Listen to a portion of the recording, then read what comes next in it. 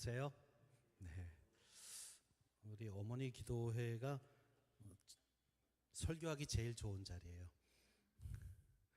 예, 여기는 정말 들으려는 분들이 오시는 자리라 설교자 입장에서는 어머니 기도회에 와서 말씀을 전하라 그러면 제일 행복합니다. 또 제가 이제 저도 뭐 평생 다음 세대 사역만 했던 사람이라 자녀들을 향한 엄마들의 마음은 뭐 세상에 누구도 따라갈 수가 없거든요. 그런 면에서는 뭐 저는 이 자리에 오는 게 너무 기대되고 좋았습니다. 그래서 충북 괴산에서부터 왔습니다. 네. 2시간을 운전해서 이제 설교는 50분만 하래요. 끝나고 또 2시간을 가야 되는데 그 20세기를 대표하는 그 역사가 가운데 아놀드 토인비라고 하는 교수님이 계세요. 그래서 학부 때 이제 전 사학과를 다녔거든요. 사학과에서는 반드시 읽어야 될 책 중에 하나가 이 아놀드 토인비 교수의 역사의 연구라고 하는 그 12권짜리 역사책입니다. 타의 추종을 불허하는 책이에요. 전 세계의 문명권을 다 케이스 바이 케이스로 연구해서 역사의 법칙을 설명하고 또 하는 책이에요. 근데 뭐 그 얘기를 다 할 수는 없고요. 근데 이 책을 통해서 세계의 모든 문명을 하나하나 설명하면서 그래서 역사에는 어떤 법칙이 있다 이런 얘기를 하는데, 이 토인비 교수가 이스라엘 민족의 역사만큼은 좀 다른 표현을 썼어요. 그대로 옮기면 이스라엘 민족의 역사는 세계사에 있어서 하나의 경이요 기적이다. 그럼 원래 과학자들은 경이요 기적이라는 말을 잘 안 써요. 그건 과학으로 논증할 수가 없기 때문에. 근데 그렇게밖에 말할 수 없다. 그러니까 다른 문명권하고는 동일시가 할 수 없다, 그런 뜻입니다. 왜 그러냐면 이스라엘 민족은 엄청나게 많은 환난과 핍박을 경험합니다. 아주 잔인할 정도의 역경에 시달려요. 어떻게 한 민족의 역사가 이렇게 처참할 수가 있나 싶은, 우리나라도 못지 않거든요. 근데 우리나라의 역사하고 비교해도 거기에 비하면 우리는 굉장히 행복한 역사예요. 근데 그럼에도 불구하고 끈질기게 버티면서 자기 자녀들을 훌륭하게 키워냅니다. 지금도 전 세계에 영향을 미치는 많은 인물을 배출하고 있죠. 우리가 흔히 노벨상의 수상자의 50% 이상이 유대인입니다. 지금도 유대 나라는 300만 명밖에 안 돼요. 1300만, 1200만, 우리나라 인구보다 훨씬 작죠. 그런데 이스라엘은 어떤 민족하고도 쫄지 않아요. 이번에 보셨죠? 이란이 까불면 그냥 쏴버려. 뭐 미국이 반대하던 우리는 막 미국 눈치 보느냐고 핵 개발 다 할 수 있는데 못 하고 있고 근데 눈치 안 봐요. 미국 상관없어. 그냥 쏴. 물론 너무 지나친 면이 있죠. 근데 그 민족의 역사를 공부하고 나면 이 유대인들이 저럴 수밖에 없다는 걸 알게 돼요. 근데 도대체 어떤 힘이 이 민족의 역사를 이렇게 위대하게 만들고 있을까요? 토인비 교수는 말합니다. 이스라엘 민족의 핏줄 속에는 어떤 민족도 모방할 수 없는 무서운 정열이 있다. 패션이 있다. 이거를 2개의 수레바퀴에다가 비유를 합니다. 하나의 수레바퀴는 교육이고 또 하나의 수레바퀴는 신앙이다. 그러니까 교육에 대한 정열과 신앙에 대한 정열이 이스라엘 민족의 역사를 지금까지 끌고 왔다, 이렇게 선언을 합니다. 그리고 오늘 본문에 보면 주님은 이스라엘 민족의 교육과 신앙에 대한 정열이 무엇인가를 아주 좋은 예를 들어서 오늘 본문에 기록하고 있습니다. 사실 교육이 효과적으로 이루어지기 위해서는 3가지 요소가 필요하다 그래요. 하나는 교육받을 기회가 있어야 돼요. 교육받을 기회가 없이 사람이 어떻게 알겠어요? 돌아가신 저희 어머니가 늘 속상할 때 하는 말이 있었어요. 야, 우리 아버지도 나 공부 좀 시켜줬으면 이렇게 더럽고 치사하게 안 사는데. 우리 아버지가 난리치는 날 저녁에 하시는 말씀이에요. 그 당시에 여자는 경제 능력이 없어가지고 더럽고 치사해도 그 남자를 할 수밖에 없어요. 그냥 우리 어머니가 늘 나 학교 좀 보내줬으면 나 이렇게 안 살았는데 맞는 말이죠. 그 시절에 한 중고등학교까지만 나왔어도 아마 굉장히 다른 인생을 사셨을 거예요. 또 하나는 교육을 위한 상징적인 도구가 있어야 돼요. 흔히 교재로 이제 표현을 하는데, 요새는 이제 책으로 된 교재만이 아니라 영상으로 된 교재, 뭐 다양한 교재가 교육에 동원되고 있죠. 근데 교회는 아직도 공과책 가지고 하죠. 나는 공과책 없애라고 20년 동안 얘기했는데 안 없어져요. 네, 교단 출판사가 먹고 살아야 돼서. 요즘 공과책을 나눠주면 애들이 가져오나요? 네, 가져온 건 이제 엄마가 잘 챙겨준 애고요. 대부분은 그냥 교회다 놓고 가버리고 뭐. 그리고 공과책 가지고 할 수 있는 시간도 안 돼요. 여기는 주일날 애들 예배 끝나면 공과는 몇 분 동안 하나요? 네. 시간표상으로는 한 15분, 20분 돼요. 근데 그날 전도사님이 은혜 받으시면 그분이 말씀 전하다 성령이 임하시면 그날 공과 없는 거죠. 뭐. 근데 20분이라고 칩시다. 예배 딱 끝나면 애들이 막 바로 모여가지고 확 듣고 싶어 하나요? 네, 갑자기 물 먹으러 가고 화장실 가고 하기 싫다는 뜻입니다. 예배 40분 동안에 꼭 그렇게 화장실을 가야 되나요? 그러니까 뭐 추석 부르고 뭐 이러저러 간식 먹고 어쩌다 보면 뭐 가르칠 시간도 없는데 공과책을 보면 한 4, 50분은 해야 되는 내용이 들어있죠. 빨리 그냥 앱으로 만들면 쉬운데 왜 그런지 모르겠어요. 애들 보고 자 스마트폰을 꺼내라, 앱스토어에 가서 어떤 앱을 깔아라, 거기에 이름 등록을 하고 그러면 이렇게 미니미가 뜰 거야. 자기 미니미 하나 만들고 뭐 이렇게. 그러면 오늘 예배 못 나온 애들도 뭐 병원에 입원해 있으면 거기서 해도 되는데 이렇게. 네, 선교사님들이 고민할 거 없는데요. 그 앱만 깔면 다. 근데 왜 책으로 굳이 찍는지 모르겠어요. 돈도 많이 들게. 네, 오늘 주제가 이게 아니기 때문에 하여튼 이 얘기 할 얘기가 너무 많은데, 그러니까 이제 교육을 담당하는 분들이 아이 중심으로 교육을 구성하고 있는 게 아니라 자기들 편하게 교육을 하고 있는 거예요. 엄마 아빠도 대부분 그래요. 그냥 엄마 방식으로 자꾸 하려고 그래요. 근데 요즘에 교육계의 화두는 학생 중심의 교육으로 가는 거예요. 근데 자꾸 우리 엄마들도 보면 그냥 내 방식, 그냥 또 특히 성공신화가 있는 엄마는 너무 어려워요. 이렇게 해가지고 봐, 엄마를 봐, 막 이렇게 하면 되잖아, 막.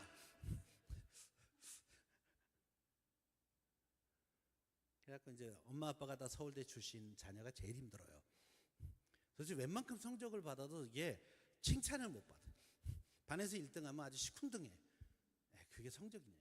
전교 1등은 해야지. 전교 1등을 하면 칭찬할까요? 전국 석차를 얘기하죠. 그래갖고 우리나라는 희한하게 공부 잘하는 애가 자살해요. 공부 못하는 애는 자살 안 해요. 하고 공부를 포기하는 순간에 행복해져요. 한번 신문을 이렇게 검색해 보세요. 중고등학생 자살에 관한 기사를 보시면 대부분 공부 잘하는 애가 자살해요. 네, 제가 한 20년 전쯤에 지금도 너무 가슴 아프게 남아있는 한 기사, 서울에 외고에 다니는 한 아이가 전교 1등 하던 날 자살했어요. 그 아이가 엄마 화장대에다가 1등 성적표를 놓고 포스트잇 한 장을 붙여놓고 아파트 10층에서 뛰어내렸어요. 뭐라고 썼는지 아세요? 엄마 이제 됐어? 얘는 알았던 거예요. 이걸 가져와도 엄마가 칭찬을 안 한다는 거 알고 있었어요. 그 다음 목표를 또 얘기했겠죠. 많은 중고등학생이, 특히 고등학생이 저녁에 막 그 학원까지 가고 막 이렇게 해가지고 밤 11시 이렇게 집에 갈 때 집에 진짜 가기 싫대요. 왜 그럴까요? 문 앞에서 이렇게 딱 다녀왔어요 그러고 딱 들어가면 엄마가 딱 쳐다보고 이렇게 말한대요. 빨리 씻고 공부해라. 아침 7시에 나가서 밤 11시에 왔는데 첫 마디가 빨리 씻고 공부해라. 그리고 이제 조금 불편한 표정을 지으면 다 너 잘되라고 그러는 거야. 응? 정말 너 잘되라고 한 건가요? 엄마 친구들한테 자랑하려고 그런 건 아니에요? 아이들이 불행해. 미래를 담보 삼아서 되게 불행한 청소년기를 지나는 게 우리나라 애들이에요. 여러분 집의 자녀는 좀 안 그랬으면 좋겠어요. 10대는 앞으로 절대로 돌아오지 않거든요. 10대가 행복하지 않은데 그 아이가 20대가 행복하겠습니까? 그건 진짜 바보 같은 논리거든요. 몇 년만 참으면 돼, 막. 아니에요. 제가 이제 젊은 날에 이런 얘기를 하면 우리 이제 그 교인들이 절 찾아와서 이랬어요. 목사님이 아직 애들이 어려서 그래요. 목사님의 애가 입시를 당하면 아마 그런 얘기 안 하실 거예요. 오기가 나서 제가 우리 아들, 딸 입시 때 똑같이 했어요. 우리 아들 녀석이 공부를 잘해, 뭐 딸도 잘했어요. 고등학교 갈 때 전액 장학생으로 갔으니까. 아들은 중3 때 그 학교 옆에 큰 학원이 하나 생겼는데 학원에서 이런 인재를 보내면 전액 무료로 가르쳐 준다. 거기 뽑힌 애예요. 그리고 그 민족사관학교에 추천받았습니다. 잘했죠? 근데 제가 안 보냈어요. 담임이 전화 왔는데, 그 하성이 아버님이시죠? 이번에 하성이 우리 학교에서 민족사관학교에 추천하는데 뽑혔습니다. 그럼 제가 막 할렐루야 막 이럴 줄 알았지. 죄송한데 저희는 안 보내겠습니다. 그래서 선생님이 저를 이제 그다음부터 무식쟁이로 취급을 하고, 아버님이 잘 몰라서 그러신 것 같은데, 민족사관학교가 어떤 학교고 막 설명을 하길래 저 대학 교수인데요. 하다 마시더라고요. 선생님, 이 아이가 민족사관학교를 가면 좀 더 좋은 대학에 갈 확률이 높아진다는 거 저도 잘 압니다. 그런데 저는 우리 아이가 고등학교 동안에 공부하는 기계로 살게 만들고 싶지 않습니다. 그냥 동네의 일반 고등학교 보낼 겁니다. 그래서 우리 아이는 그 응팔에 나왔던 쌍문고등학교에 진학을 했어요. 우리 집이 쌍문동이었어요. 그리고 고등학교 3년을 너무 행복하게 지냈죠. 저는 그것도 교육이라고 생각하거든요. 영어, 수학, 국어만 잘하는 게 교육이 아니고 아이가 삶 속에서 배워야 될 게 얼마나 많은데 이거 다 차단시키고 그냥 영수국을 잘해서 내신 잘 받고 그리고 뭐 소위 스카이를 가고 그 뒤로 뭐 대기업에 취업하거나 뭐 전문인이 되고 뭐 이런 것만 생각하는, 이게 유일한 길이라고 생각하는 부모가 되지 않았으면 좋겠어요. 그건 유일한 길이 아니라 하나의 길이에요. only one이 아니고 그냥 another one이에요. 그냥 그게 잘 되는 애가 있어요. 근데 우리 집 애가 아무리 과외 보내고 막 학원 보내고 해도 영어 성적이 안 오르는 애가 있죠. 응? 올라도 찔끔 오르다가 말고 막 돈 들인 게 너무 아깝고 막. 왜 그럴까 우리 아이는 막 그 학원 가면 다들 막 1등급 된다는데 왜 안 될까? 여러분의 과거 성적표를 보면 답이 있어요.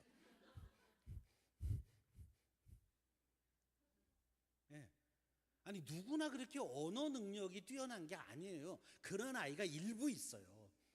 저도 제가 존경하는 선배님 한 분이 서울대 영문과 나오신 분이거든요. 그 대학원은 이제 장신대 신대원에 오셨어요. 이분은 그냥 히브리어를 한 학기 배우시더니 그냥 자기가 가르쳐. 저는 히브리어 한 학기 배우고 성경을 못 읽었거든요. 그러다 헬라어 배우면 또 헬라어를 가르치고 라틴어 배우면 라틴어 가르치고 몽골에 선교사 가시더니 2년인가 만에 몽골어로 성경을 번역하더라고요. 근데 또 러시아어를 또 금방 하셔. 아주 재수없는 인간이에요. 근데 똑같이 갔던 신학교 동기 선교사가 계세요. 그분은 잘 못해요, 영어도. 아니 그분은 근데 다 잘하냐? 그러니까 언어 외에 잘하는 게 없어. 그러니까 참 손이 많이 가는 인간이에요. 그 집엔 망치질하고 이거 다 사모님이 하세요. 그러니까 언어로 얘기할 땐 그분은 최고죠. 근데 인생 전체를 보면 진짜 손이 많이 가는 인간이에요. 이게 주둥이만 산 거죠, 이렇게. 그러니까 그 부분은 좋은 거죠. 인정하면 되죠. 그러니까 영수국을 잘해서 좋은 대학 가는 게 나쁘다는 뜻이 아니에요. 근데 그것만이 길이라고 하는 우리나라의 교육이 틀렸다는 얘기죠. 저는 특성화 고등학교가 훨씬 더 다양하게 빨리 많이 생겼으면 좋겠어요. 애들이 대학 갈 이유가 없이 우리나라는 다 대학을 가요. 그 비싼 등록금을 내고. 그리고 가서 또 다 옮겨. 막 과 바꾸고 뭐 다른 학교로 또 가고 뭐 반수한다고 또 때려치고 다시 수능 보고 막 왜 그럴까요? 아니 그렇게 똑똑한 엄마 아빠 학교가 학원이 다 얘를 밀었는데 왜 대학 가서 이 짓을 하죠? 자기에게 안 맞는 길을 간 거예요. 근데 이건 중학교 때 이미 결정했어야 되는 거거든요. 발달 과정으로 보면 중학교 때 이미 내가 누군지에 대한 고민을 해야 돼요. 소위 자아 정체감을 확립해야 된다. 근데 우리나라 애들은 이 중고등학교에 해야 될 자아 정체가 이것을 대학 가서 해요. 왜? 엄마 아빠 시키는 대로 해야 되니까.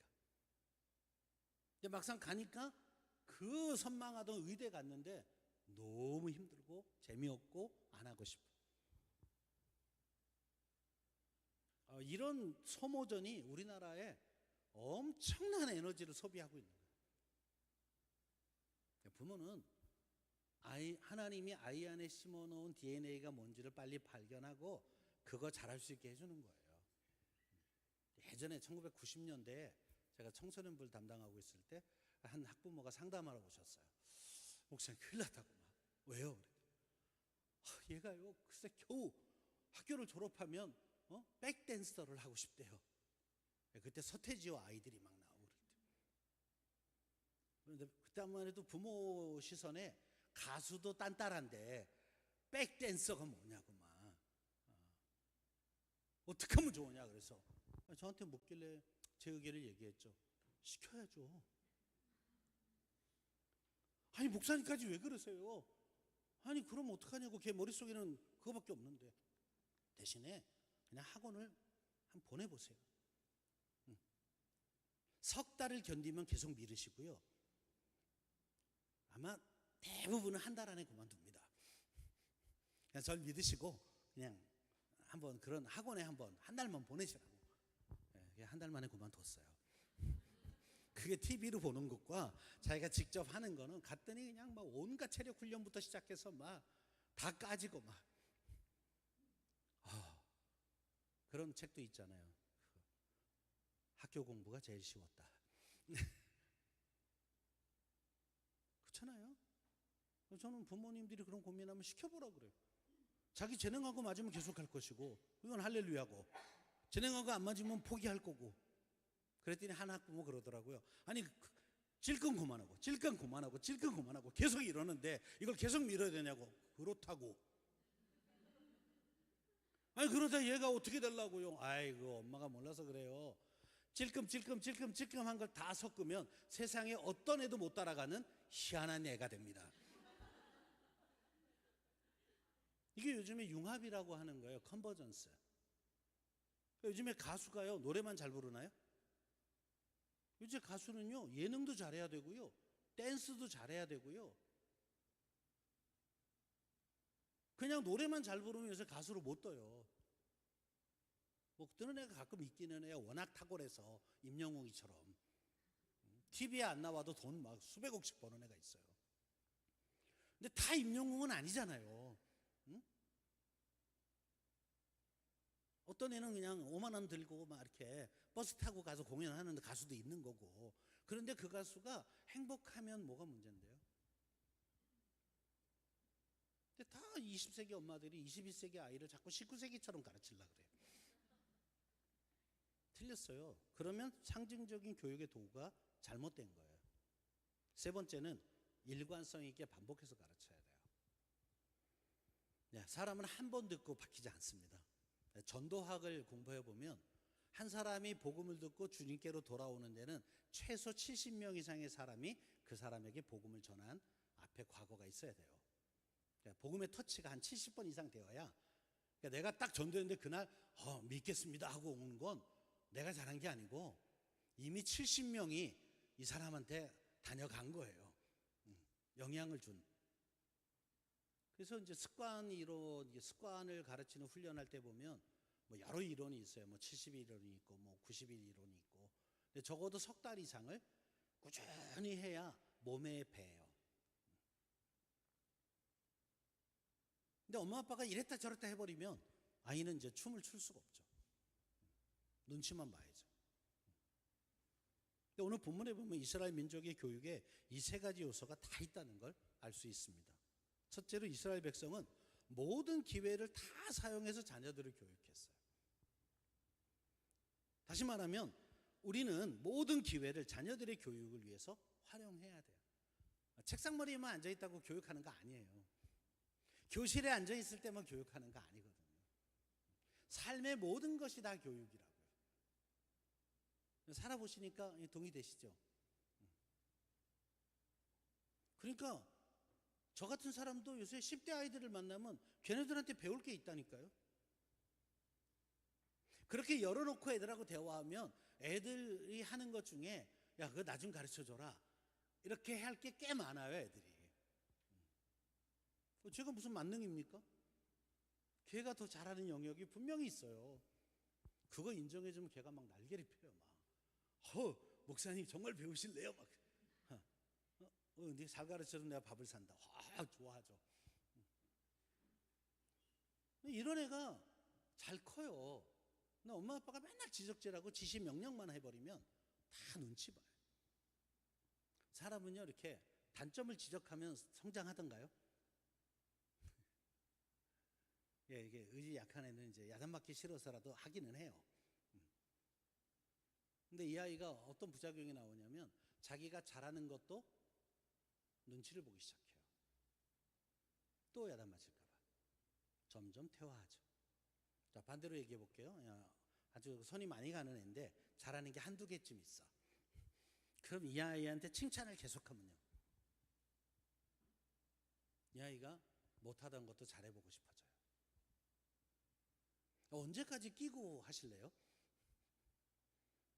근데 아이들 교육을 잘하기로 아주 유명한 유럽의 뭐 프랑스나 뭐 핀란드나 이런 데 보면 아이 벌써 3살 4살이면 가방 안 챙겨줘요.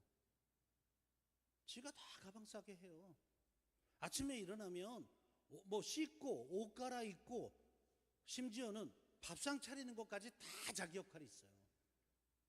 자, 너는 포크 나이프만 좀 테이블에 올려놔 줄래? 그럼 걔가 빨리 씻고 나와서 옷 갈아입고 포크 나이프를 다 놔요. 3살 4살 아이가. 근데 우리나라는 장가를 가도 챙겨줘.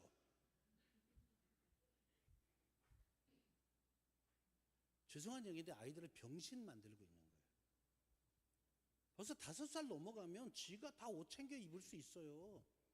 이렇게 말해주면 돼. 네가 입고 싶은 옷 가서 찾아서 와. 근데 처음에는 부작용이 좀 있어요. 밖에 영하 20도인데 막 여름 옷 막 이런 거 이쁜 옷 막 이렇게 와서 엄마 이거 이쁘지 막 이렇게. 야 미쳤냐 얼어 뒤질라고 그러냐 막 이렇게 하지 말고 그냥 창문을 조용히 열어주면 돼요. 밖에 이렇게 추운데 그 옷 입어도 괜찮을까? 뭐 화낼 일이 뭐가 있어요? 웃으면서 얘기해도 되지. 그럼 애가 엄마 너무 추워. 그럼 어떻게 하면 될까? 이렇게 물어봐 주면 되거든요. 따뜻한 옷 입고 싶어요. 그러면 따뜻한 옷을 한번 가져와 볼래? 조금 답답하긴 하죠. 아침에 빨리빨리 해치워야 되는데. 근데 여러분 일주일만 이렇게 해주면 아이는 옷을 자기가 챙겨 입는 즐거움을 알게 돼요. 그리고 애가 골라왔을 때 칭찬해 줍니다. 아우 정말 예쁜 거 골랐네. 오늘 그거 입으니까 더 이뻐. 어려워요? 내 성질머리가 이걸 못하나요? 아니 이렇게 하면 그 다음부터는요 한 일주일은 답답한데 빨리 그냥 딱 꺼내놓고 빨리 이거 입어 막 이게 쉬운데 일주일만 이렇게 하면 그 다음부터는 평생 아이 옷 챙겨주는 거 안 해도 돼요. 어떤 길을 가실래요? 계속 잔소리하면서 헬리콥터 맘이 되실래요? 애 머리 위에서 계속 쫓아다니면서 이건 이렇게 하고 저건 저렇게 하고 막 왜 그건 그렇게 했고 막 그런 걸 헬리콥터 맘이라고 그래요. 좋은 엄마는 등대 맘이 돼야 돼요. 자기 자리에서 자기 할 일 좀 하고 그리고 애가 가는 길 앞에 이렇게 빛을 쫙 비춰주면 된다. 저는 중년에 이제 40대 엄마들 보고 자기 할 일을 빨리 찾으라고 그래요. 조금 있다 내 팔자야 하는 날이 곧 온다. 남편은 남편대로 막 직장 가서 승진하고 막 이렇게 다 하는데 애들은 애들끼리 막 커가지고 어느 날부터는 엄마는 그 안중에도 없고 다 나가서 막 엄마 생일날에 선물 하나 안 해오는 게 여자친구 선물을 막 엄청나게 준비해 오고 그런 날이 곧 온다. 그때 나는 뭔가 하필 그때 또 갱년기가 와요. 40대 말 되면 이제 갱년기가 옵니다. 네. 우울증 걸리고 막. 빨리 자기 잡을 찾으라.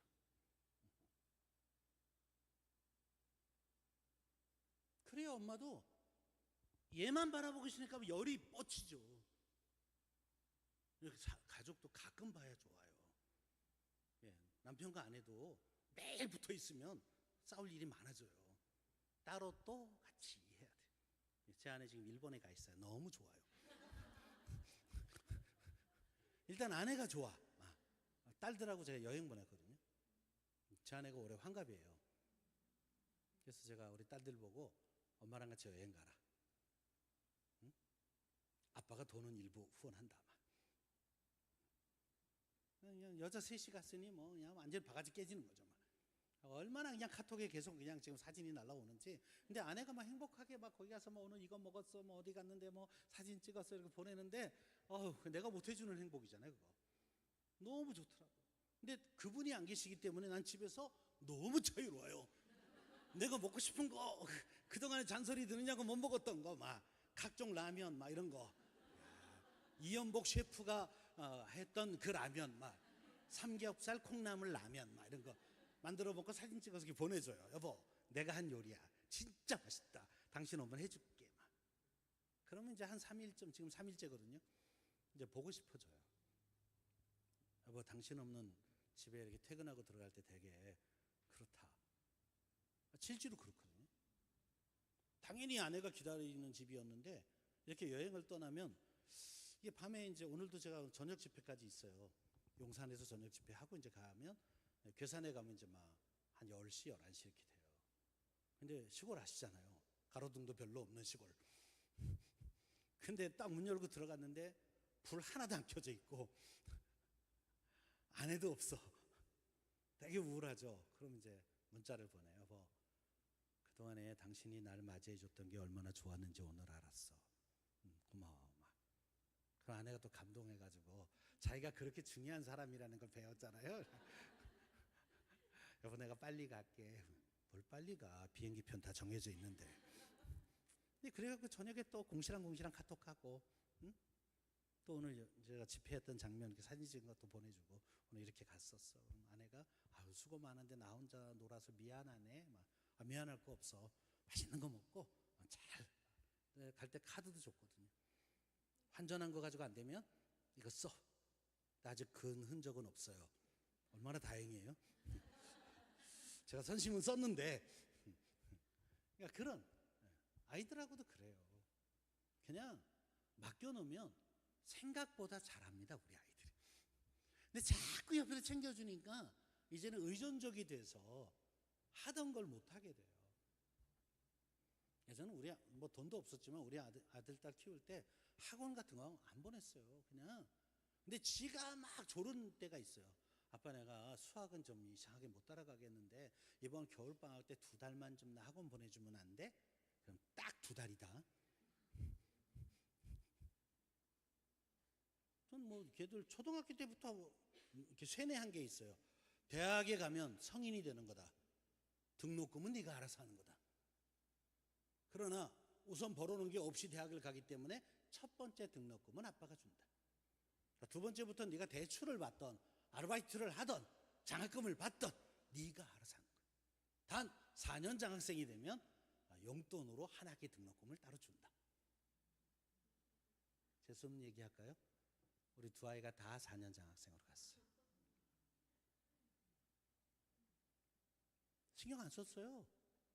그냥 믿고 맡기고 쟤들이 의논하러 오는 거에 대해서는 적극적으로 뭐 과외 공부할 돈도 없어서 그냥 학습지 했어요. 근데 여러분 교육학적으로는 학습지가 훨씬 좋아요. 왜? 이건 예습이니까. 근데 학원은 선행학습이잖아요. 그러면 본학습이 죽어요. 네, 우리 아들이 이제 고3 때 막 밤 12시에 들어와서 신통하게 공부를 하는 거예요. 그래서 제가 야 임마 자 이제 6시면 일어나서 또 학교 가야 되는데 이러다가 건강 상해 그랬더니 아빠 충분히 잤어요. 응? 어디서? 학교에서요. 애들 다 그래요. 학원에서 이미 다 이만큼 진도 나갔는데 학교 진도는 뒤에 가니까 다 잔대. 그러니까 요즘 애들이 이제 밤 10시가 넘어야 제정신이 돌아와요. 근데 수능은 몇 시에 보게요? 8시 반부터 봐요. 그래 8시 반부터 머리가 반짝반짝한 구조로 공부를 해야죠. 네, 우리 아들 놈 되게 웃겨요. 수능 보러 가는데 문 앞에서 기도해 주면서 뭐 혹시 걱정되는 거 있으면 얘기해봐. 기도해 줄게. 그랬더니 아빠 내 영어 수학은 그냥 항상 1등급이었어. 근데 국어가 왔다 갔다 해. 그래서 또 순진한 아빠는 또 국어만 위해서 기도했네요. 하나님 이 아이가 국어를 잘 보게 해주세요. 예, 그날 영어 수학은 3등급, 예, 국어는 1등급. 할렐루야. 예, 첫 시간에 설사가 터졌어요. 애가 막 시간이 쫓겨가지고 막 찍고, 그리고 이제 나와서 막 이제 대변을 처리하고 났는데 머릿속에 이제 아차 싶은 게 보이니까 둘째 시간 또 망치고 막 이렇게 이제. 그래갖고 뭐 연대, 고대, 뭐 이런데 서강대, 성균관대 이렇게 다 수시를 7개 넣었다가 다 수시로 망했어요. 애가 막 집어 던지고 막 그 답안 맞춰오다가 합이 5를 넘으면 안 되는데 합이 7이 돼 버렸으니 뭐 어떡합니까? 가만히 뒀어요. 그럴 때 끼어들면 저한테 화를 내니까 냅둬야 돼요. 뭐 부시던 말던 지방에 있는 거 부시는 거니까 한 3일쯤 지나니까 애가 조금 제정신 돌아오길래 얼마나 봐. 야 하나님이 살아있다고 믿니? 굉장히 당황해 하더라고요. 아니, 믿는데 그럼 네가 설사병이 날 걸 그분은 알았을까? 전지전능하시다며. 근데 왜 안 막아주셨을까? 네가 늘 1등급 받던 걸 왜 그날 그거대로 안 되게 하실까? 하나님 널 사랑하시는데. 이렇게 논리적으로 따지니까 이제 할 말이 없죠. 이거 어떡하라고요? 아니 그렇다고 대신에 어떻게 할지 네가 결정해. 아빠는 재수해도 되고 삼수해도 괜찮아. 아빠도 이미 재수를 해봤기 때문에 인생에 재수가 있어. 아빠는 대학 갈 때 재수하고 대학원 갈 때 재수했다. 근데 지금 사는 아빠 모습이 뭔가 안 됐어 보이니?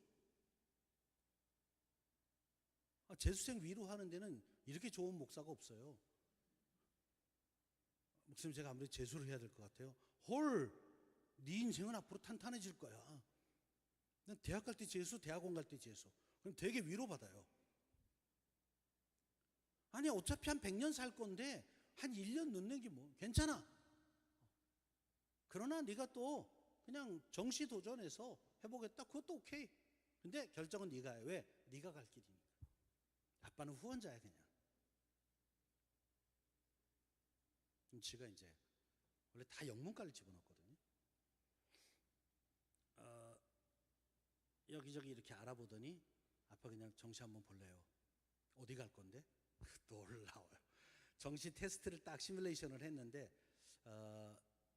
안정적으로 합격, 장로회 신학대학교 기독교 교육학과.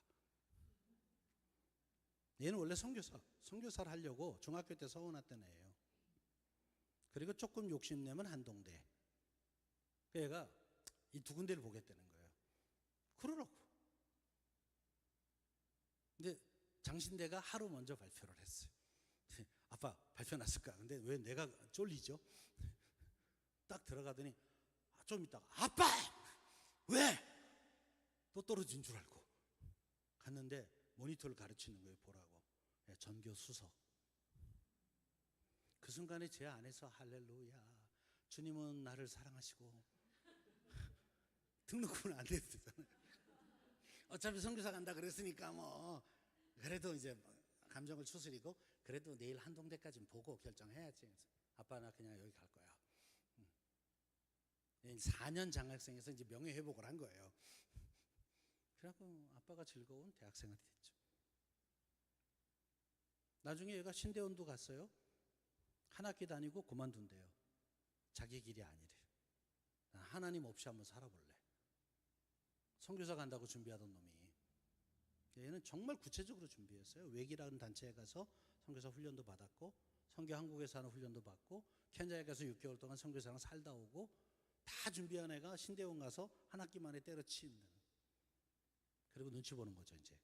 그래서 제가 웃으면서 그래라. 진짜야? 응. 넌 태어나서부터 한 번도 하나님 없이 살아본 적이 없으니까 한 번쯤 하나님 없이 살아보는 것도 아주 중요한 경험이야. 그래? 근데 그러면 때려치고 뭐 하고 싶은데? 자, 아무래도 저 영어 교사 해야 되겠어요. 아, 그래? 근데 성인이 되면 어떡하라 그랬지 아빠가? 네가 알아서 하는 거야. 자, 방법도 네가 찾아오고, 그러나 네가 최선을 다했는데 안 되는 것만큼은 아빠가 돕는다. 학점은행제로 영문과 학사 과정을 했고요. 외대 교육대학원에 가서 석사 과정을 영문과로 했어요. 그리고 6개월 준비해서 임용고시를 봤는데 서울시 3등 했습니다. 그리고 일주일 뒤에 고등학교 영어 선생으로 발령났어요. 지금 너무 행복하게 살아.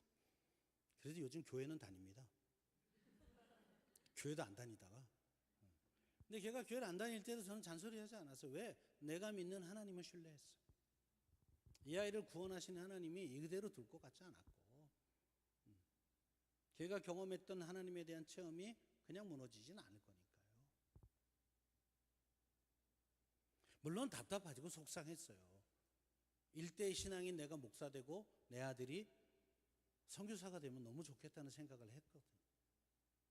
심지어는 제 노후를 아들이 있는 선교지에 갈 생각까지 다 했어요. 근데 그게 뭉개졌잖아요. 그러나 내 아이를 나 혼자 키우고 있다고 생각하지 않습니다. 하나님이 같이 키우고. 조금 우회한다 그래서 잘못되는 건 아니잖아요. 빠른 길이 있죠. 근데 때로는 우회하면서 낯선 풍경과 환경을 보지 않나요? 가끔 내비 잘못 놓쳐가지고 딴 길로 갔는데 이렇게 예쁜 데가 있었나? 이렇게 발견할 때 있지 않나요? 여러분 인생에 크게 치명적인가요 그게? 아니에요. 조금 늦게 갈 뿐이죠. 그러나 정상적에서 못 보는 길을 본 거죠. 여기 이런 데가 있었네? 이렇게. 인생도 그럴 수 있죠. 근데 여러분, 오늘 이스라엘은 요단강을 건넜어요. 이건 엄청난 사건이에요. 이집트에서 400년을 노예로 살았잖아요. 그러다가 출애굽에서 40년을 광야를 방황하고 그들이 그냥 조상들에게 들었던 그 약속의 땅 가나안, 그걸 드디어 들어간 거예요. 어땠을까요? 너무너무 막 그 감정 어떡할 수가 없죠. 홍해를 건넜을 때 막 미리암이 속옷치고 그러면 다 나와서 막 댄스해가면서 막 찬양하고 뭐 말탄자를 빠뜨리시는 하나님 막 이런 얘기 하는데, 요단강 건넜을 때는 안 그랬을까요? 홍해는 탈출만 한 거잖아요. 요단강은 드디어 약속의 땅에 들어간 거예요. 그 엄청난 시간에 여호수아는 백성의 지도자들을 부릅니다. 지파마다 대표 나와. 그리고 저 요단강에 가서 큰 돌 하나씩 들고 나와. 그리고 여기다 쌓아라. 왜 그랬을까요? 오늘 본문에 보면 후일에 너희 자녀들이 묻거든 이라는 말이 있어요. 자기들이 경험했던 이 놀라운 체험, 능력의 하나님, 우리 민족과 함께 하신 하나님, 요단강을 가르친 하나님, 그 하나님 이야기를 후손들에게 남기고 싶었어요. 직접 경험한 사람은 굳이 이런 거 안 해도 되죠. 그러나 한 세대가 지나고 다음 세대가 오고 그러면 애들은 이 얘기를 모르잖아요. 그런데 요단강에 올 때마다 그 탑을 보고 할아버지 저 탑은 뭐예요? 아버지 저 탑은 뭘까요? 묻게 만들자. 그러면 우리 조상들로부터 경험했던 그 신앙의 놀라운 하나님 이야기를 우리 후손들에게 계속 전수하자. 그 중요한 시간에 그들은 가장 먼저 다음 세대 생각을 했어요.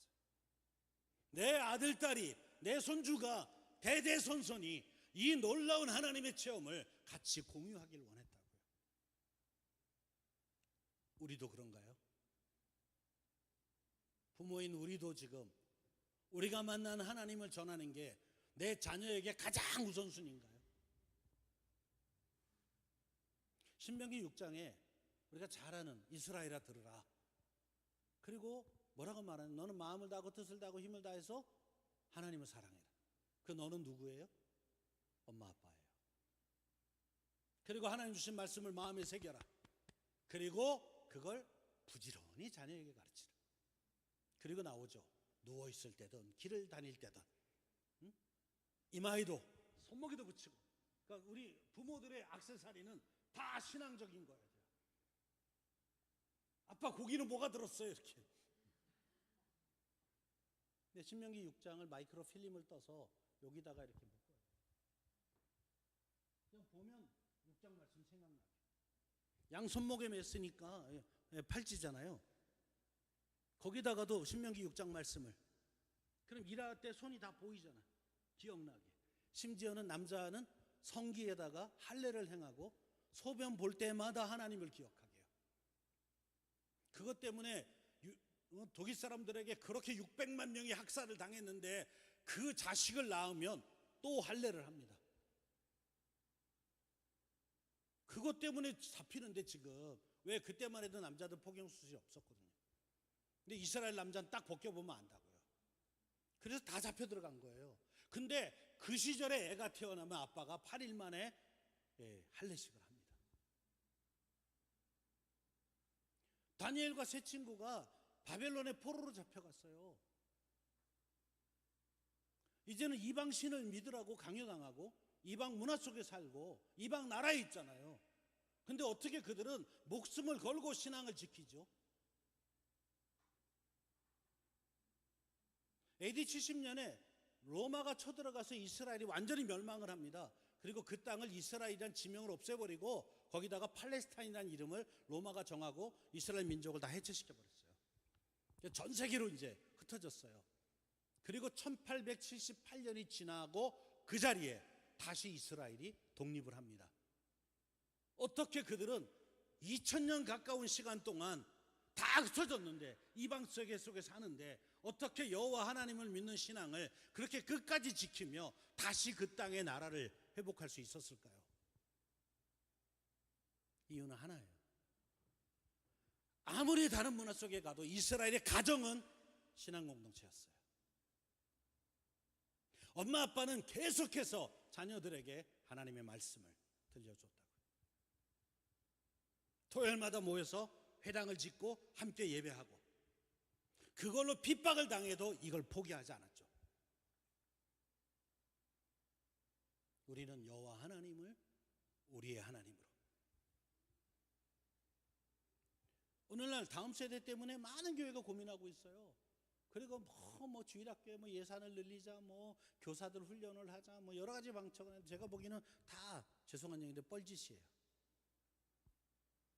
애들의 신앙이 무너진 게 아니에요. 죄송한데 엄마 아빠 신앙이 무너진 거예요. 엄마 아빠가 신앙이 무너지니까 아이한테 전수를 하고 있지 않은 거예요. 그래서 교회학교 결석 원인 1위 뭐죠? 학원 수강. 2위 가족 행사. 자, 이 사탄이 한 짓입니까? 믿음의 엄마 아빠가 한 짓이에요. 믿음의 엄마 아빠가 한 짓이에요. 주일날 학원에서 딱 내려놓고 공부 열심히 해, 엄마가 기도할게 이러고 오잖아. 그럼 아이는 우리 엄마가 기도해, 엄마라 너무 좋다 이걸 배울까요? 아니면 일요일날 교회 안 가도 된다를 배울까요?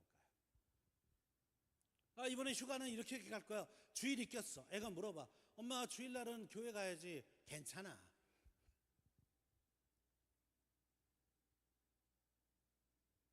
한국교회가 다음 세대를 세우는 방법은 가정을 신앙공동체로 바꾸기 전에는 교회에서 일주일에 1시간 만나는 교육 가지고는 절대로 방법을 찾을 수가 없어요. 애꿎은 교사들 뭐라 그러지 마세요. 요새 교회에서 제일 하기 힘든 봉사가 주일학교 교사예요. 특히 중딩. 옛날에 제가 교사할 때는 중등부가 제일 쉬웠어요. 아동부는 말귀를 잘 못 알아듣고, 근데 중딩 되면 말귀도 좀 알아듣고 아직도 순진하고. 지금은 중딩이 뭐 그냥 뇌를 집에다 놓고 오잖아요. 띵 하고 이렇게 좀비처럼 앉아가지고, 응? 뭐라고 물어봐도 대답도 안 하고, 몰라요. 싫어요. 지들끼리도 안 친해가지고 다 딴 데 쳐다보고 있고 막. 회식하러 가자 그랬더니 반응도 없고. 회식을 뭐 꼬진 데 가니까 그래요. 센 데를 가야죠. 워커힐 호텔 막 뷔페 막. 이런 데 가면 애들 다 따라오죠. 잠실 롯데 뷔페를 먹고 롯데월드 종일권. 따라올까 안 따라올까요? 이건 따라가죠. 이번 수련회는 싱가포르로 간다. 맨 꽂은 데로 가잖아. 집에서 휴가 가면은 막 펜션, 막 호텔 이런 데 자는데 교회를 따라가면 막 다 같이 샤워하는 곳. 이래놓고 다음 세대가 잘 되기를 바란다고 하는 건 그건 정말 나쁜 짓이에요. 여러분 70년대에 한국교회가 다음 세대에 정점을 찍을 때 사회는 휴가나 레저 문화 없었어요. 근데 교회는 캠프를 다녔잖아요. 세상보다 훨씬 앞서갔죠. 문학에 보면 아주 버라이어티한 쇼였어요. 아이들의 모든 재능을 다 살리고 끄집어내게. 근데 그거 누가 그만뒀어요? 교회가 스톱했어요. 그러니까 그 수준으로 가려면 지금 애들 중고등부 수련회, 특히 고등부는 유럽으로 가야죠. 아니 그 정도의 역량이 교회가 없을까요? 제가 보기에는 중요하게 안 여겨서 그래요. 얼마 안 들어요. 그냥 일주일 열흘 갔다 오는 거 그냥 1인당 한 500이면 돼요. 근데 만약에 좋은 프로그램 만들어서 한 2주를 이렇게 애들이 갔다 온다. 근데 경비 중에 절반은 교회가 된다. 자, 우리 애 안 보내실 분. 그럴 리가요. 제가 다 해본 거예요. 100만 원씩 내라 그래도 다 내요. 왜? 내용이 좋으니까. 근데 그렇게 지금 도전을 못하고 있는 거죠. 애들한테 정말 중요한 게 뭔가, 요 발달 시기에 애들한테 꼭 체험시켜야 될 게 뭘까 고민하고 그 뚜껑을 딱 열어주면 애들이 반응을 한다니까요. 아주 오래전에 도깨비란 드라마가 뜰 때가 있었어요. 보셨죠? 네. 제가 수련회를 도깨비 야외 로케이션 현장을 도는 수련회를 했어요. 레일로 끊고. 애들이 방학 때 레일로 끊으면 열차를 맘 놓고 타잖아요. KTX 빼고. 그러면 로케이션 현장 가기 전에 조별로 앉혀가지고 열차 안에서 영상을 제공합니다. 그 자리에서 찍었던 영상. 그걸 보여주고, 자, 도착하면 이거를 조별로 시연할 거다. 자, 열차 안에서 연습. 그리고 오늘 저녁 간식은 그 성적표로 달라진다. 애들이 열차 안에서 연락에 연습해가지고 막 누구는 도깨비하고 누구는 뭐 도깨비 부인하고 막 이래가지고 가면 이제 막 이렇게 찍는 거예요. 그 현장에서. 그리고 돌다가 저녁 때가 되면 전국의 수양관이 있습니다. 거길 예약하고 들어가서 저녁 먹고 들어가서 강사를 글로 불러서 저녁 집회하고, 다음날 보따리 싸고 다시 열차를 타고 또 다음 로케이션 현장으로. 애들이 많이 갔을까요? 안 갔을까요? 많이 갔죠. 도깨비 한지 꽤 오래됐어요. 그때 이미 그런 짓을 했죠. 중국 가가지고 장가게 가는 수련회 해보신 분? 예, 개인적으로 장가게를 가보신 분 많겠지만 교회가 수련회를 장가게로, 안 비싸요. 그냥 북경까지 좀 저가 항공 타고 가서 열차 타고 장가게까지 가면 애들이 처음에는 뭐 바깥에 신기하다고 막 쳐다봐요. 막. 근데 10분 지나면 다 잡니다. 다 옥수수밖에 안 보여요. 근데 칸막이 열차 태우고, 자, 조장들에게만 유심칩 다 주고 데이터 무제한 주고 명령 내립니다. 자, 조장들 앞으로. 그럼 제 방으로 와요. 작업지 주고, 자, 조별로 그 작업을 빨리 해서 가지고 오면 간식 준다. 열차 안에서 교육 다 끝나고 도착하면 놀았어요. 사진 찍고 막 산에 올라가서 뭐 포토제닉 하고 뭐 이거 하고 돌아올 때 열차 안에서 교육하고. 안 됩니까? 이런 거 한번 보낼 분? 우리 집에 보낸다. 아니, 조금만 머리 쓰면 돼요. 강의를 끝날 때가 됐습니다. 신나게 얘기하다 보니까. 자, 모든 기회를 살렸어요. 두 번째는요, 교육의 교재가 좋아야 된다 그랬죠. 자녀 교육에서 최고의 교재는 뭘까요? 엄마 아빠예요. 이런 말 있죠. 자녀는 엄마의 등을 보고 배운다. 아빠의 등을 보고 배운다. 말로 하는 교육은 교육이 아니에요. 보여줘야죠.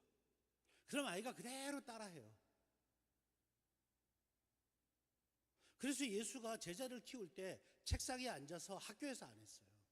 3년 동안 데리고 다니면서 삶을 나눴죠. 그러니까 나중에 예수가 승천한 뒤에 그들이 성령을 경험하니까 예수가 했던 행동을 어떻게 하는지 알았고, 성령을 받으니까 능력이 되니까 그 삶을 살아내서 초대교회가 된 거예요. 애들이 바뀌길 원하십니까? 엄마가 바뀌세요. 애들이 책을 보길 원하시면 엄마가 TV를 끄세요. 제발 막장 드라마 좀 그만 봐요. 응? 엄마는 TV 크게 틀어놓고 막 깔깔거리고 웃고 있고 애는 방에 가서 공부하라고요? 그냥 현관 입구에다가 바구니 하나 놓고요, 엄마 아빠도 들어올 때 딱 핸드폰 거기다 넣으세요. 애들도 다 넣고 가족끼리 모일 땐 핸드폰 없이 교제하자고. 그리고 교제 끝나면 밥 맛있게 먹고 차 한잔 마시고, 그리고 각자 방에 공부할 때 엄마 아빠는 거실에서 책을 보세요. 큐티를 하시고, 응? 아이는 그 모습을 보면서 따라하기 시작합니다. 애들 데리고 기독교에서 이렇게 큰 서점 같은 데 가보셨죠? 그래서 엄마 아빠가 책을 고르면 애들은 뭐 하고 있나요? 지들도 책 골라요. 자, 한 권만 살 거야. 자, 각자 한 권 자기가 좋은 거 하나 골라와. 그러면 애들 연락에 뛰어다니면서 막 그림책 보고 막 이러고서 2개 하면 안 돼. 아주 간절하게 하면 돼.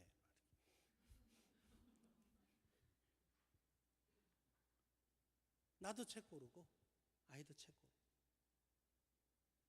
물어보고, 왜 이 책을 골랐어? 질문만 해주면 애들은 달라져요. 하브르타라고 하는 건 토의하다, 토론하다예요.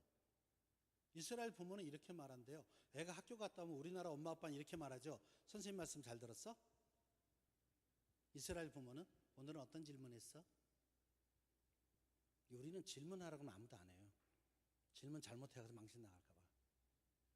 그래서 제가 교사 세미나나 뭐 부모 세미나 가서 꼭 강의 끝에 한 몇 분 이렇게 남겨놓고 질문 있으면 하시죠. 그럼 다 보따리를 싸세요. 이게 어려서부터 훈련이 안 됐어요. 자, 마지막에 일관성 있게 계속해서 교육해야 교육의 효과가 된다. 이스라엘은 어떻게 했죠? 엄마 아빠는 이 가치관에 흔들림이 없었어요. 그러니까 어떻게 보면 교육에 대한 열정, 신앙에 대한 열정은 다른 것 같지만 동전의 양면입니다. 왜냐하면 이스라엘 백성들에게 있어서 교육의 내용이 신앙이었어요. 그리고 신앙을 전달하는 방법이 교육이었습니다. 탈무드에 이런 기록이 있습니다. 어리석은 사람들은 자녀들에게 재산을 남기고, 요즘 다 부모들이 어리석어요. 애들 아파트 하나씩 남겨주려고. 돈 있으면 하지 마세요. 진양철이처럼 사지로 내모라. 도진이 니는 하나도 없다. 막. 다 보셨네. 응? 부잣집 막내 아들. 응? 근데 나중에 영상을 남기잖아요. 네가 사라고. 마지막에 얘가 할아버지 영정 앞에서 얘기하잖아요. 할아버지 저 약속 지켰습니다. 록펠러는 세계 최고 부자였지만 아이들의 용돈을 주급으로 주면서 매주 검사했습니다. 그래서 주모에게 잘 쓰면 다음 주에 5% 인상. 근데 엉뚱한 데 썼으면 5% 삭감. 학교도 제일 먼 데로 보냈어요. 그리고 차 안 태워줬어요. 대중교통 타고 다니며 세상을 보라고요. 그리고 결정적으로 죽었을 때 모든 재산을 록펠러 재단에다가 다 집어넣고 안 물려줬어요. 근데 아이들은 그걸로 시비 걸지 않았어요. 우리나라는 부모가 이렇게 하면 꼭 법정 소송을 걸어서 그 중에 얼마를 빼먹으려고 난리를 칩니다. 20살부터는 용돈 주지 마세요. 오히려 이제 벌어다가 엄마 선물을 사와야지. 지금부터 초등 자녀 주신 분은 지금부터 얘기하십시오. 지금은 다 애들이 아무 생각이 없기 때문에 알았다 그래요. 그거 꼭 녹화 떠나야 됩니다. 이거 합의하고 결정한 거야. 그리고 근데 아이가요 이 생각을 청소년 때 합니다. 그러나 전 아빠로서 그 아이가 최선을 다해도 안 되는 부분은 언제나 도왔어요. 지금도 뭐 우리 30대를 사는 우리 아들 딸 다 품에 안기고 아침마다 서로 카톡으로 안부하고 심지어 길에서 만나도 우린 뽀뽀합니다. 딸이 얼굴을 대줘요. 빨리 해. 우리 조카 딸도 그래요. 왜? 제가 키웠거든요. 엄마 일찍 일어서. 걔네들하고 우리는 그런 대화를 너무 쉽게 해요. 우리 명절에 모이면 보드게임 합니다. 고스톱 말고요. 플립이라든지 뭐 이런 교육용 보드게임 가지고 며느리, 사위 다 앉아서 하고 선물도 주고 그래요. 너무 재밌어요. 며느리가 와서 하룻밤 자러 온다 그래 놓고 아버님 저 하루 더 자도 돼요? 이렇게 물어요. 왜? 좋으니까요. 전혀 소통에 문제가 없습니다. 자, 사랑하는 어머니 여러분, 잠언 14장 26절에 여호와를 경외하는 자에게는 견고한 의뢰가 있나니. 우리가 뭣도 없는 날이 곧 옵니다. 그런데 우리가 여호와 하나님을 가르치면 그 아이는 평생 그분을 의지하면서 살 수 있습니다. 또 역대상 28장 9절에 다윗이 아들 솔로몬에게 유언합니다. 내 아들 솔로몬아, 너는 네 아비의 하나님을 알고 온전한 마음과 기쁜 뜻으로 섬길지어다. 다윗은 아들에게 왕위를 물려준 게 아니라 여호와 하나님에 대한 신앙을 물려줍니다. 우리에게도 이 사명이 분명히 있습니다. 왜 그 아이를 내 자녀로 하나님은 보내셨을까요? 나에게 부탁하신 겁니다. 지금 보내준 그 아이를 하나님의 뜻에 맞게 잘 키우라고요. 그러면 그 아이는 평생 주님과 함께 행복한 인생을 살아가게 될 겁니다. 이 기도를 통해서 아이들을 마음껏 축복하고 기도하시고, 또 그리고 집에 가서 또 욕하고 이런 거 하지 마시고, 여기서는 막 주여 우리 아들을 복을 주시옵소서 그래 가서 이 쓸데없는 데 빌어먹을 놈 막 예쁜 말을 하셔서 바꾸세요. 잘한 거 칭찬하세요. 힘들어하고 뭐 이렇게 엄마 나는 왜 이렇게 못하지 이럴 때 괜찮아라고 말해주세요. 잘하게 될 거야. 엄마가 도울 거야. 응? 그리고 못하는 것만 얘기하면 야, 다 잘한 사람 없어. 근데 넌 이런 걸 잘하잖아. 하나님 그거 쓸 거야. 응? 그 아이 마음이 얼마나 평강이 임하겠어요. 그렇게 말해주는 엄마랑 자꾸 얘기하고 싶겠죠. 그러면 여러분이 정말 아이를 도와야 될 때 아이는 딴 데서 묻지 않고 엄마를 찾아와서 이야기하고 엄마가 기도해주면 아멘하고 이렇게 커나가면 사춘기 별로 중요하지 않아요. 청년 때 천만에요. 우리 아이들은 중요한 일이 있으면 전화해서 아빠 기도해 주세요 그래요. 나중에 이 소리 듣는 게 얼마나 행복한 줄 아세요? 며느리가 아버님 저 이번에 학교에서 이런 일이 있는데 지금 기도해 주세요. 그럼 전화통 붙잡고 지금 기도하자. 이런 사이가 되는 게 얼마나 행복하냐고요. 여러분의 자녀와 함께 그런 가정, 그리고 그 아이가 이걸 배우면 나중에 출가해서 새 가정을 만들 때도 또 하나님의 공동체를 만드는 축복이 임할 것입니다. 기도하겠습니다. 하나님 아버지, 한 학기 동안 어머니 기도회로 모이고 마지막 시간까지 열심을 다해 참여한 사랑하는 모든 우리 성도들에게 하나님께서 그 열정, 또 자녀를 위해 기도해야 된다라고 하는 그 안타까운 마음 하나하나 다 받으실 줄로 믿습니다. 하나님, 우리 어머니들에게 늘 풍성한 주의 은혜 부으셔서 그 안에 생수의 강이 흘러넘쳐 이것이 남편들에게, 자녀들에게 흘러가게 하시고 그 가정마다 정말 하나님의 은혜가 넘치는 성전이 되게 하여 주시옵소서. 우리가 혼자서 다 감당이 어렵습니다. 주님이 함께 하시고 우리 가정 위에 좌정하셔서 정말 우리 가정이 하나님의 축복 가운데 임하는 복된 가정 되게 도와주시옵소서. 아버지, 이번 여름방학 기간에도 자녀들과 많은 시간을 보낼 텐데 우리가 준비되고 잘 갖추어져서 우리 자녀들에게 한 번 한 번의 만남이 축복의 시간이 되도록 우리를 사용하여 주시옵소서. 주님께 감사하며 예수님 이름으로 기도하옵나이다. 아멘.